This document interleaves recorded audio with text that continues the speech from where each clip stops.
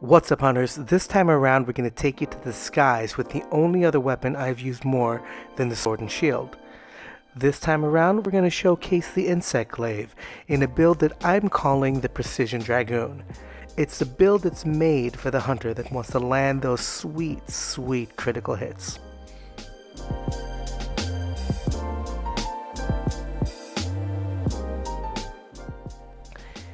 And without further ado, let's jump right into the equipment. Your weapon is going to be the Vice Insect Glaive. It's the Insect Glaive that comes from the Dragoon set. The Kinsect I suggest using is a Pseudocath. It's one of my favorite ones to use because it's super fast and has that blast dust. As far as the rest of the build, it's pretty straightforward because we're honestly only using mostly Drachen armor. So the headpiece is going to be the Dragon King eye patch, and the rest of it is going to be from the Drachen set.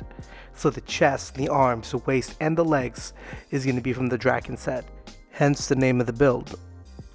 Finally, in the charm spot, we're going to be using the Earplug Charm 3. As for decorations, we're going to put a Tenderizer jewel in the weapon, an earplug jewel in both the headpiece and the chest piece, a critical jewel and a flight jewel on the arms. The attack jewel is going to go into the waist, with an elementless jewel going into the legs. As for the skills, we're going to be getting level 6 in critical eye, almost at max, earplugs full at 5, attack boost level 4, critical boost level 3, weakness exploit level 3, 1 point in power prolonger, 1 point in the airborne skill, which is all you need, and the non-elemental boost. As for the set bonuses, you're going to get the entire Soul of the Dragoon set bonus with elemental airborne, which you honestly don't really use since we're not using an elemental Insect Glaive, and the Master's Touch, which is hands down one of the best set bonuses in the game. So best practices of using this build. All the skills work incredibly well together. The reason why I went all in with the earplugs, even though it is a skill that tends to be fairly, I guess, divisive in the community, a lot of the get good crowd like to say, just dodge out of roars and, get good with your, your positioning, your dodging, or whatever the hell they say. Honestly, when I'm using an Insect Glaive, one of the most annoying things to happen is if you're in air and you're going back and forth and then you get roared out of the sky. I mean, you don't even have a chance to dodge out when you're in the sky, so you might as well take all 5 since, it didn't really impede the build. We got almost max in critical eye, which is great because that helps us get up to that 100% affinity. That is also achieved by having 4 points in attack and the weakness exploit. So those 3 skills together ensures that as long as I'm hitting a weak spot, I'm always going to crit. It's beautiful, especially if you can zero in precisely on those weak spots.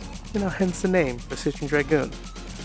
And of course, that 100% affinity goes into Master's Touch. Because for those that know, Master's Touch is so powerful because you do not lose sharpness as long as you are critting. And hey, for a 100% affinity build, you're going to be critting all the time as long as you're hitting the weak spots. Finally, I want to touch on upping the damage because honestly, the Vice isn't exactly the most beefy Insect Glaive in the game, I guess, but it does have max white sharpness, and on top of the native affinity on it, it's a great weapon if you can kind of close that gap. And that's why we have the full 3 points in critical boost that allows us to do the most crit damage when we do hit the weak spots. The 4 points in attack not only give you that additional affinity, but also further close the gap on that raw damage. And finally, non-elemental boost allows us to take advantage of the fact that the element on this particular weapon is hidden. Thank you once again for tuning in to another episode of my Monster Hunter World Mix Set series. If you like what you see, make sure to subscribe to the channel, thumbs up the video if you dig it, and hit the comment section if you want to talk a bit about your take on the build, or if you just want to tell me how you think I can improve on it, because I'm always down to hear what the community has to say. Once again, thanks for tuning in. You stay frosty, hunters, and get lifted. Bye, guys.